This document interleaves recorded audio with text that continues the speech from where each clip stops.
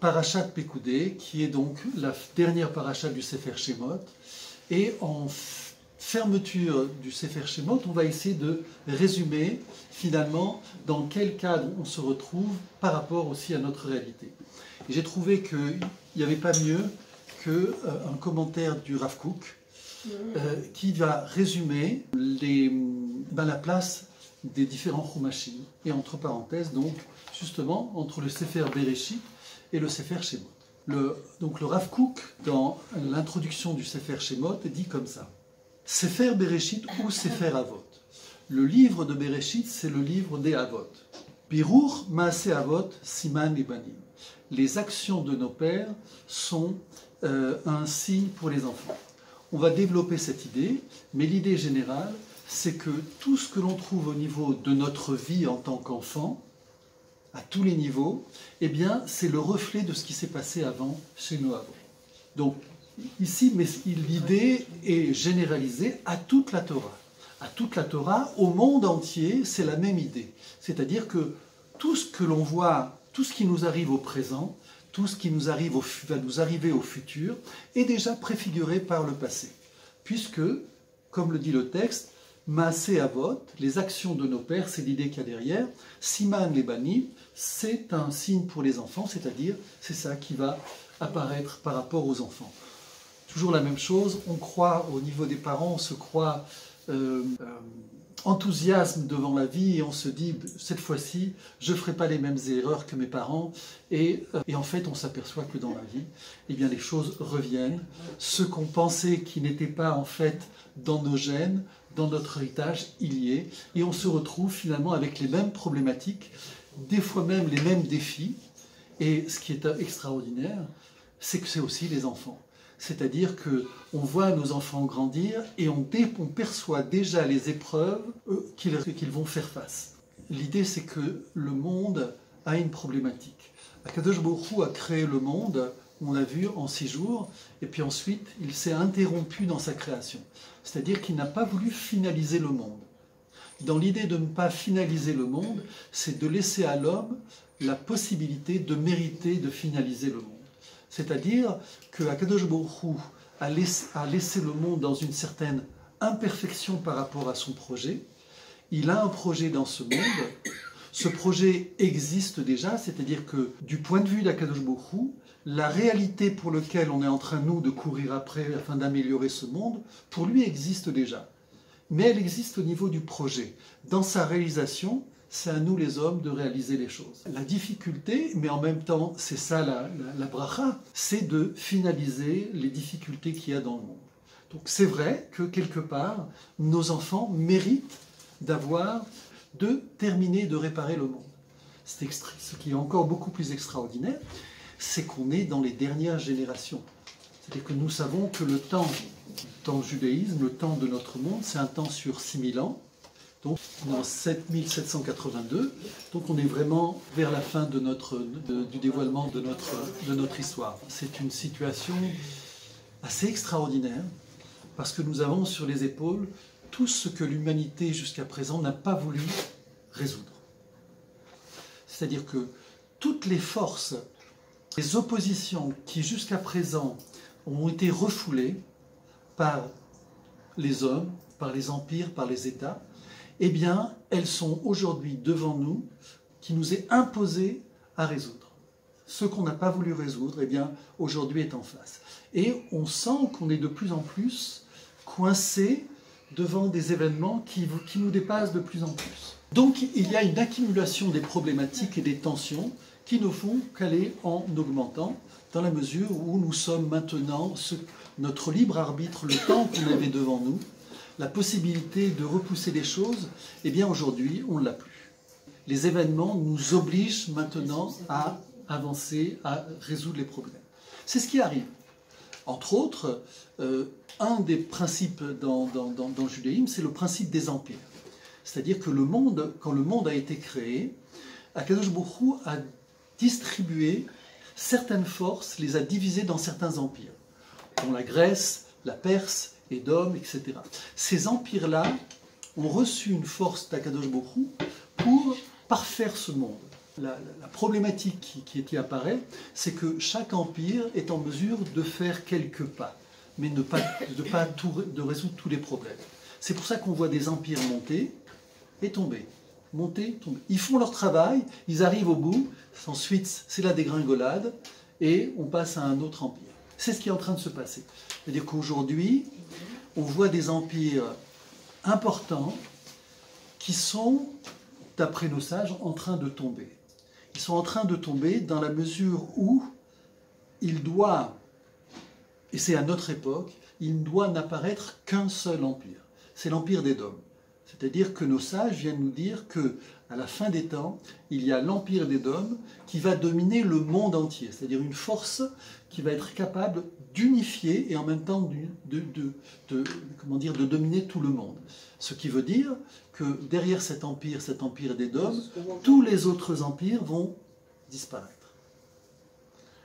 Voilà, donc on a déjà une vision un petit peu de là où on se trouve, mais on va revenir à partir de la paracha et les commentaires du Rav Kook.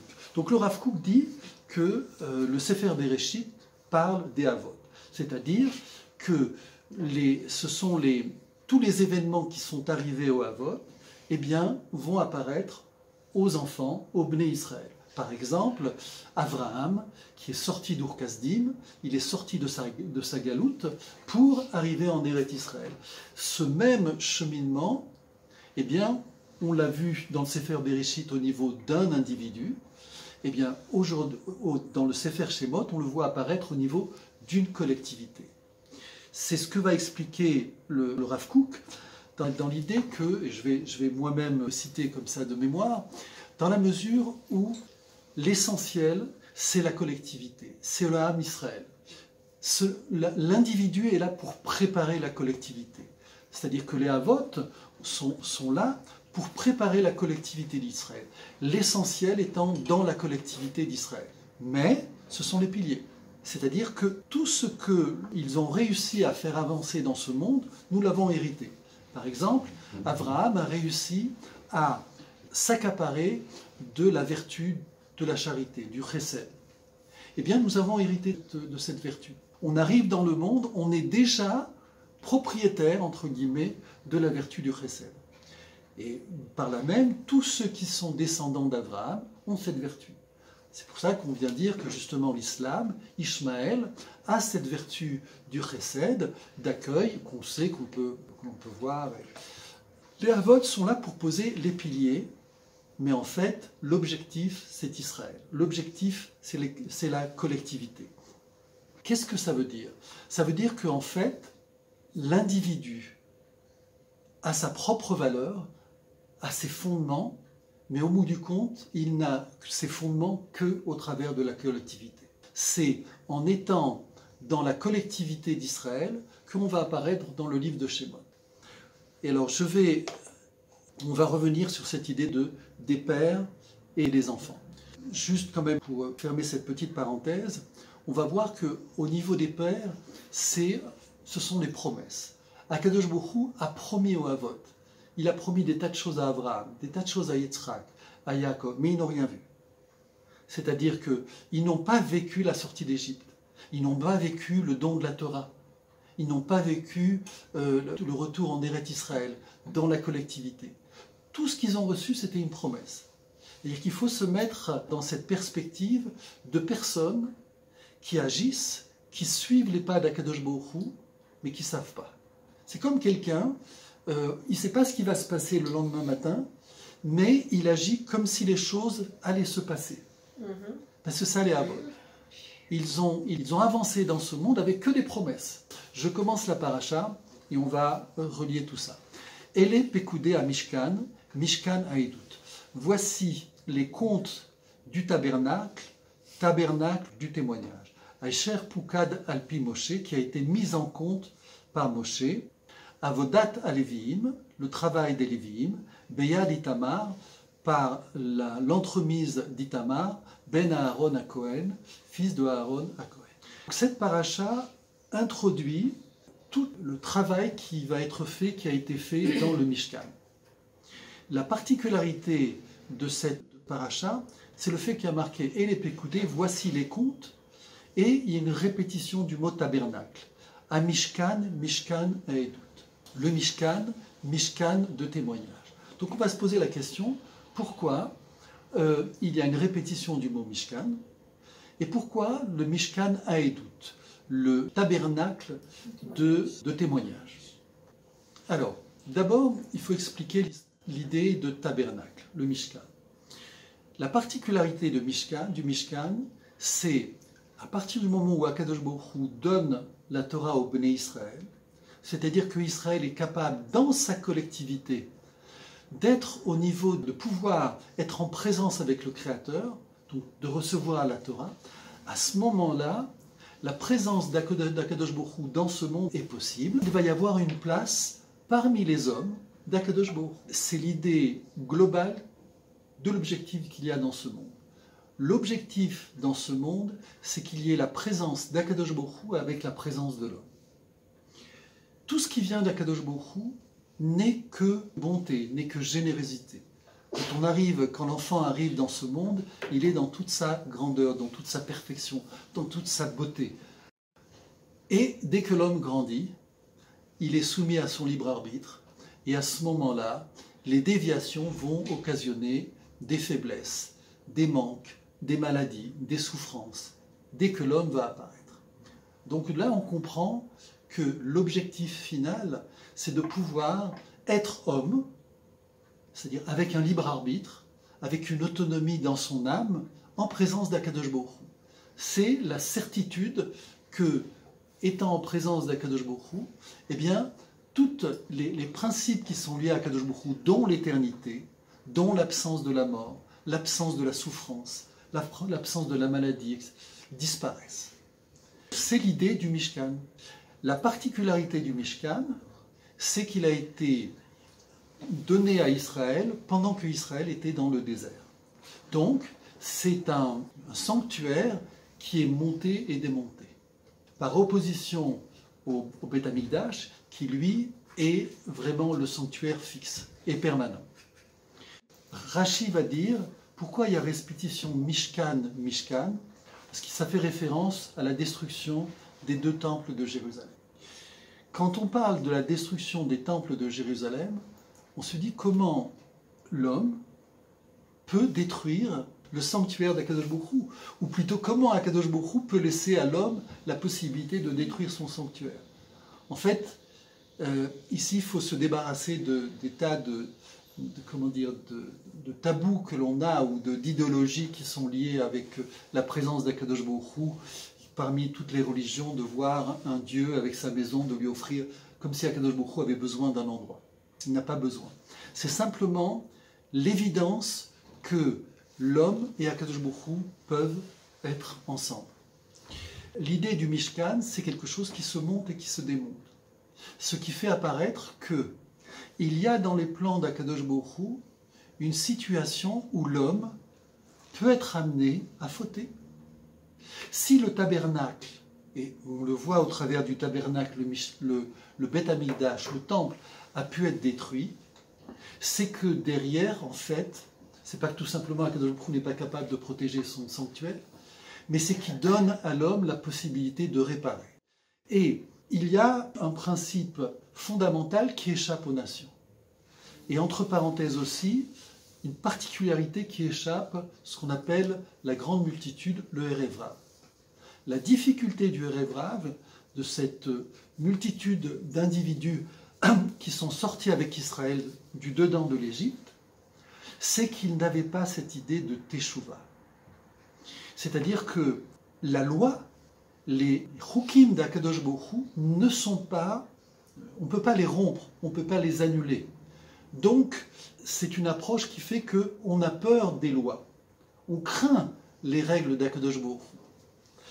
Parce qu'il y a cette crainte de briser quelque chose qui est de l'ordre de l'éternité. Cette vision des choses ne fonctionne pas dans le cadre de la Torah, où il y a cette idée de Teshuvah. C'est-à-dire, quelles que soient les fautes que l'on fait, c'est-à-dire faire du mal à quelqu'un, quelle que soit la manière dont on va vouloir réparer les choses, le mal a été fait. La personne souffre, il y a une souffrance. Ça ne peut pas se retirer. Eh bien, dans cette idée de principe, il y a dans la Torah, dans le judaïsme, une idée de teshuva. On peut réparer les choses. C'est toute la force de vie qu'il y a dans l'homme. C'est-à-dire qu'à chaque moment, on se trouve dans un état de faiblesse. On sait qu'on n'est pas parfait, on sait qu'on a à apprendre, on a à réparer. Quel est le risque? Le risque, c'est à un moment donné de se dire « c'est pas possible, je ne vais pas y arriver ». Ou c'est tellement grave ce que j'ai fait que je préfère être condamné, tellement je ne suis pas en mesure de supporter l'idée de cette faute. Elle me dépasse, elle n'est pas réparable. Personne ne va pouvoir me convaincre que par des mots, des prières, etc. et tout, je vais pouvoir réparer les choses. Je lui ai fait du mal. Et moi, je vais prier, et tout ça par magie, ça va se résoudre. On est dans une vision du drame. Quand on parle de Teshuvah, c'est l'idée de dire « je ne renonce pas à réparer les choses ». Nos sages nous disent d'ailleurs qu'est-ce qui se passe quand vous faites la Hamida, quand vous faites votre prière, okay, et vous n'êtes pas concentré. Alors à un moment donné, on se retrouve au milieu de la prière, on se dit ben, c'est pas la peine, je ferme le livre, je ne suis pas concentré, de toute façon ce que je fais, c'est pas bien. Alors nos sages nous enseignent et nous disent jusqu'au dernier mot, tu as la possibilité de retrouver ta concentration. C'est-à-dire, c'est pas parce qu'au milieu de la prière ou le 2/3 de ta prière, tu t'es aperçu que tu n'as pas été concentré. La dernière ligne, le dernier mot est encore te permettre justement de réaliser ce que tu avais prévu au travers de la prière. C'est cette chose qui manque. Et qui manque justement aussi aux nations dans la mesure où elles n'ont pas cette idée de teshuva. Et donc elles sont prises dans une situation dramatique où le monde ne peut pas être réparé. Comme disait Manitou, c'est une tragédie pour le drame. Exactement, c'est une tragédie. On le voit par exemple dans le christianisme. L'idée dans le christianisme, c'est de dire, puisque la loi est si puissante et en même au bout du compte destructive, alors on annule. On annule les lois. Il n'y a plus de loi. Il n'y a plus de Torah. On passe au Nouveau Testament et donc l'idée principale, c'est la grâce. Avoir la grâce. Mais les choses ne sont pas réparables. Il n'y a qu'une seule chose, c'est quand on quitte ce monde, eh bien, on a le droit ou on n'a pas le droit d'aller au paradis. À partir de cette vision des choses, il y a une impossibilité de réparer le monde. C'est comme une personne qui se dit, ben, quoi que je fasse, de toute façon, je suis condamnable, parce que de toute façon, je vais fauter. Et la confession? Même la confession, on sait très bien, la confession, au bout du compte, n'est comment dire, un tour de passe-passe, mais il n'y a pas de réparation. Il y a évidemment deux principes. Le premier principe, c'est de recevoir cette loi. Ce que nous demande la Torah, c'est d'être des surhommes. Ce que nous sommes d'ailleurs. Simplement, on n'en est pas conscient ou on ne s'imagine pas capable d'atteindre ce niveau. Mais c'est le principe d'Israël. La particularité d'Israël, c'est d'avoir accepté de la Torah. C'est d'avoir accepté le principe qu'il y a des lois dans ce monde et que l'on va les garder, qu'on va les préserver et les suivre. Ce qui ne veut pas dire qu'on est condamnable à la première faute. Manitou disait, l'idée qu'il y a derrière, c'est le monde a des règles de fonctionnement. Et pour accéder à ce bonheur, à cette joie, eh bien, il faut les préserver, il faut les respecter. Mais si tu faiblis, si tu te trompes, si tu fais les mauvais choix, à ce moment-là, tu répares. On ne rentre pas dans le drame, on n'entre pas dans la tragédie. Et tout ça, c'est résumé au travers du tabernacle et au travers du Beth Amikdash. Qu'est-ce qu'il y a dans cette paracha? On va nous décrire un certain nombre d'outils, de parties du tabernacle qui seront construits. Et on va voir tous ces petits objets associés l'un à l'autre. Au bout du compte, on va se retrouver avec un sanctuaire temporaire qu'on appelle le tabernacle. Eh bien, c'est ça la vie. La vie, c'est qu'il y a un réceptacle pour toute chose. Notre corps, qui nous sommes un corps qui reçoit la neshama et qui fait que nous devenons des êtres humains, nefesh. Et donc, il y a un réceptacle, ce qu'on appelle le cli, et dans ce cli, il y a une étincelle divine qui vient donner vie et autonomie à la personne. Le monde est fait de tout cela. La cellule, l'animal, la pierre, chaque objet dans ce monde est fait de ce principe. Il y a un réceptacle, un cli, et une partie divine. Le cœur lui-même est aussi un récipient, un cli, dans lequel aussi il y a une fonction de vie qui lui a été donnée, qui fait qu'il est cœur. Même chose pour le foie, même chose pour les yeux, etc. Chaque chose a sa particularité et sa valeur qui lui est propre. Mais un œil d'un côté, une jambe d'un côté, un bras, c'est pas l'homme. La force, la véritable grandeur, c'est quand il y a l'homme. C'est la même chose ici. Au travers d'Israël, c'est la même idée. C'est seulement quand Israël existe dans sa collectivité, dans son union, que le corps d'Israël en tant que collectivité fonctionne. C'est la même chose dans le monde. C'est-à-dire que ce qu'on a vu au début par rapport au Havot, dans le Sefer Bereshit, on le voit apparaître dans le Sefer Shemot qui continue dans le Sefer Vaïkra au niveau de la collectivité d'Israël, mais on sait que derrière, l'objectif, c'est toute l'humanité. C'est-à-dire de faire passer cet effort qu'il y a eu au niveau des individus, de pouvoir accéder à une collectivité, de pouvoir accéder à une dimension universelle. Et on comprend dans quelle situation on se trouve. C'est-à-dire que comme par hasard, nos défis aujourd'hui apparaissent à un niveau universel, plus à un niveau national. On voit que d'ailleurs, les frontières sont en train d'exploser. C'est la même chose au niveau du Beth Amikdash. Le Beth Amikdash ou le Mishkan, c'est une association, je vais dire comme ça, d'éléments qui fait qu'on obtient le Mishkan. Et que le Mishkan tout entier va permettre à Akadosh Baruch Hu de résider. Eh bien, c'est la même idée. Ce sont des éléments qui ont leur propre valeur, mais qui vont prendre du sens au niveau de toute la bâtisse, de tout le sanctuaire. Voilà. Donc ça, c'est pour l'idée du Mishkan, et on a vu cette idée de répétition. Pourquoi il y a marqué Mishkan Haedut, le tabernacle de témoignage? Les Chachamim de dire ce tabernacle de témoignage sont finalement le résultat de la volonté de Akadosh Baruch Hu de pardonner la faute du Chet HaEgel, la faute du veau d'or. C'est-à-dire c'est un témoignage à Israël devant cette énorme faute que l'on paye encore aujourd'hui. Nos sages ont de dire que chaque faute, chaque faiblesse qui existe dans ce monde jusqu'à aujourd'hui, eh bien, il y a une part de la faute du veau d'or qui est intrinsèque à ce comportement. C'est-à-dire que le comportement que nous avons eu, que nos pères ont eu dans la faute du veau d'or, eh bien, nous le continuons de manière inconsciente jusqu'à aujourd'hui. Et Akadosh Baruch Hu vient nous dire, dans ce cadre-là, eh bien, le Mishkan, c'est justement l'endroit où les choses vont être réparées. C'est le témoignage. C'est ça le témoignage. Et on a vu dans les parachutes précédentes que Newton, eh bien, avait fait des recherches sur le temple de Jérusalem, et ces recherches sont d'ailleurs encore étudiées à l'université de Bar-Ilan, dans lequel il démontrait que les mesures du temple étaient en fait équivalentes aux mesures du monde. On pouvait retrouver au travers des mesures qu'il y avait dans le temple, eh bien, les mesures qu'il y avait au niveau de l'univers.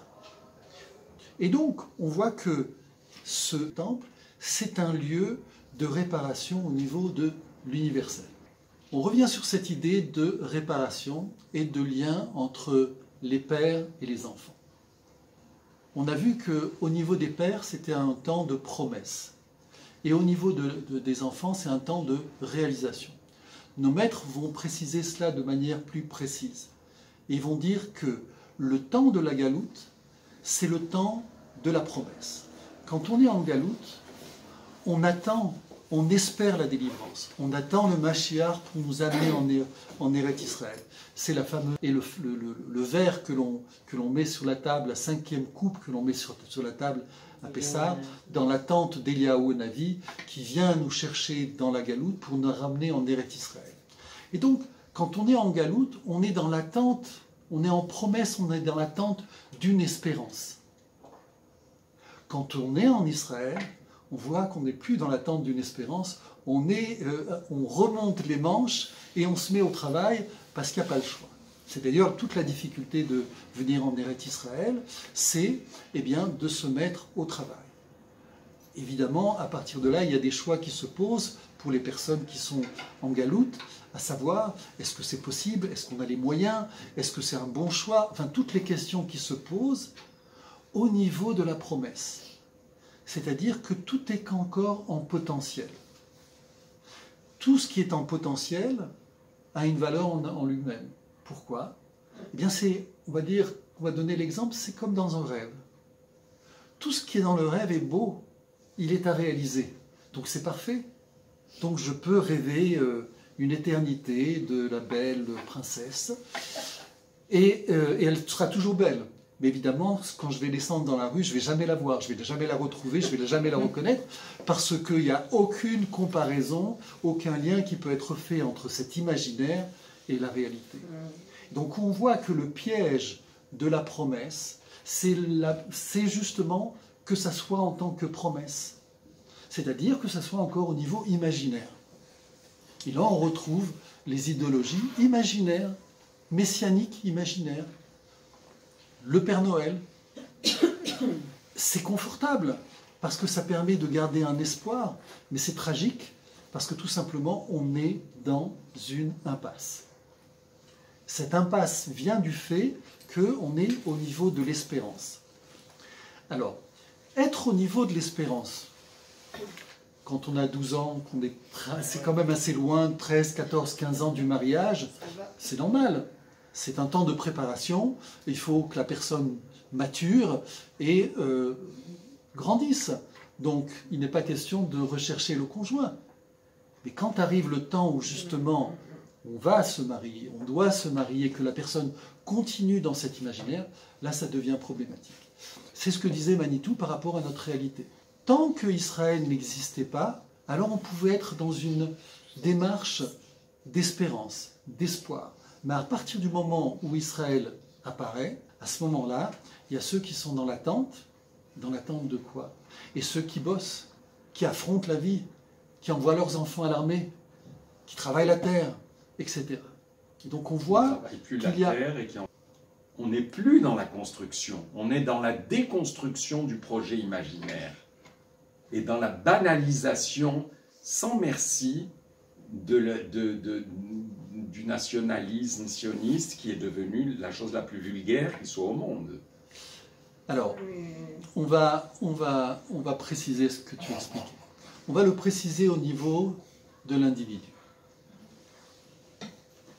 Arrivé à 12 ans, on a une voix fluette, belle, douce, aiguë, magnifique, et on en fait des enfants qui sont dans les chorales. Puis après, ça commence à devenir rauque, une voix déchirée, dure, c'est difficile. Et puis ensuite, après, on grandit, on est mal à l'aise, et puis il y a même des boutons qui apparaissent, et puis on est gêné, on ne sait pas quoi faire de son corps, on ne sait pas quoi faire de la vie, des gens qui nous entourent. C'est difficile, c'est ce qu'on appelle la crise d'adolescence ou l'adolescence. Et puis, on grandit en maturité et on se retrouve devant les portes du mariage. À ce moment-là, tous les espoirs de la personne à 20 ans qui n'attend que de réaliser tous ces rêves de sa vie vont se confronter avec la réalité. Et là, ça va être différent. C'est-à-dire que, est-ce que je vais pouvoir, de manière immédiate, ou même avec une certaine distance dans le temps, faire vraiment mes rêves? Et on va voir qu'on va commencer à grignoter sur ces rêves, voire même on va finir par complètement les effacer. C'est-à-dire que dès qu'on va se trouver en face de la réalité, les problèmes se posent. Et c'est ça où on apprend. C'est-à-dire que c'est au moment où le mariage se présente que là, vraiment, on va découvrir, on va apprendre à aimer. Avant, tu n'aimes pas, tu crois aimer. Il y a une attirance, il y a une force affective indéniable, une perception de quelque chose qui est possible, une union qui est sincère, profonde, mais tout le travail reste à faire. C'est toute la difficulté. Si à ce moment-là, on n'est pas conscient que c'est un travail, et qu'au travers de ce travail, comment dire, le cadeau, il est devant nous sans arrêt. Sans arrêt. Et chaque fois, on apprend à aimer, chaque fois, l'autre se rapproche et on se découvre. Et c'est pareil au niveau d'Israël, c'est pareil au niveau de notre vie. Et c'est ce qu'on dit par rapport à la Teshuvah. S'il n'y a pas cette perspective d'affronter la problématique, avec le risque de casser des verres, de faire des erreurs, il n'y a pas de possibilité. C'est ce qu'on a vu au niveau d'Eretz Israël. Quand il y a eu des pionniers en Eretz Israël, c'était catastrophique. Ils n'avaient rien. Ils étaient peu nombreux. Je sais que dans les kibboutz, ils partageaient les chaussures. Ils partageaient les avis. C'est-à-dire que c'était tellement dramatique que... mais il fallait construire le pays. Eh bien, ces gens-là ont accepté ce défi. Et ils savaient qu'en commençant ce défi, ils n'allaient pas voir le pays. Ceux qui sont arrivés du temps de Herzl, je ne sais pas qui a réussi, combien sont arrivés en 1948. Donc c'est des gens qui se sont véritablement donnés pour quelque chose qu'ils n'ont pas vu naître, qu'ils n'ont pas vu devant leurs yeux. Leurs enfants ont réussi. Leurs enfants, exactement. Et c'est ça la chose. Mais les enfants. De vie ou de mort, c'est les enfants. Et on revient à notre idée, c'est qu'il y a quelque chose à construire. Et forcément, dans cette construction, il y a des difficultés. Nous sommes au centre de tensions, de défis extraordinaires. Avant, nous avions ces défis au niveau d'un pays. Maintenant, c'est au niveau universel. Au niveau d'Israël, le défi est énorme. C'est-à-dire, voilà des gens qui ne sont pas israéliens, qui sont profondément français, des juifs profondément français, des juifs profondément américains, dans les valeurs américaines, dans la nourriture, dans la culture, russes, allemands, australiens. Ces gens-là se retrouvent dans un même pays avec un idéal. Mais de quel idéal on parle? Est-ce que moi j'ai le même idéal que l'Américain qui est à côté de moi, que le Russe, que l'Égyptien, que l'Iranien? C'est évident qu'il y a 2000 ans qui nous séparent, avec toutes les distances culturelles. C'est un travail énorme. C'est un travail énorme parce que, en fait, ce que l'on fait en Israël, c'est un défi universel. Nous faisons, au travers d'Israël, dans ce microcosme qui est Israël de 10 millions d'habitants, nous sommes en train, et nous allons vers cela, nous sommes en train de réaliser ce que l'humanité est d'un milliard de kilomètres de pouvoir le faire. Aucune culture, aucun pays, aucun empire n'a réussi. L'empire grec n'a pas réussi, et pourtant c'est un empire énorme. L'empire égyptien n'a pas réussi, c'est un empire énorme. L'empire perse, l'empire ottoman, l'empire romain, toutes ces tentatives de faire aboutir le monde vers le bonheur n'ont pas réussi. Comment se passe l'histoire? Comment nous apparaissons? Nous apparaissons du dedans de l'esclavage. C'est-à-dire qu'il faut comprendre que, au lieu d'apparaître au plus haut, comme au-dessus, comment dire, surgir au-dessus de la montagne, on descend dans les plus grandes profondeurs de l'esclavage. Et c'est dedans de cet esclavage que le Ham Israël va sortir et va recevoir la Torah. C'est-à-dire qu'on n'est pas dans un monde de l'idéal, on est dans un monde de la difficulté et de l'aliénation. À partir du moment où on est dans cet état, il y a deux possibilités. Soit je renonce à ma liberté, soit je renonce à mes valeurs, et je me laisse emporter par l'esclavage, soit je me lève, j'assume, je me déchire, me détache de cet esclavage, et je peux faire partie du Ham Israël et recevoir la Torah. Mais regardez l'histoire. quand on reçoit la Torah, après c'est une catastrophe. C'est-à-dire qu'il faut comprendre que l'histoire que nous propose Akadosh Baruch Hu, le passage pour pouvoir rentrer en Eretz Israël, construire le Beth Amikdash avec Moshe Rabbeinu, eh bien, qu'est-ce qui se passe? Il se passe une catastrophe. Une catastrophe qui fait que toute cette génération va disparaître dans le désert. C'est-à-dire qu'on est loin d'une vision, idéale. C'est la vision de la vie. La vision de la vie, c'est la vision de l'homme qui grandit par un effort et par des difficultés, parce qu'il y a des choses à résoudre. Et ces choses-là demandent un effort. Et si elles demandent un effort, c'est l'effort de celui qui accepte ces choses-là.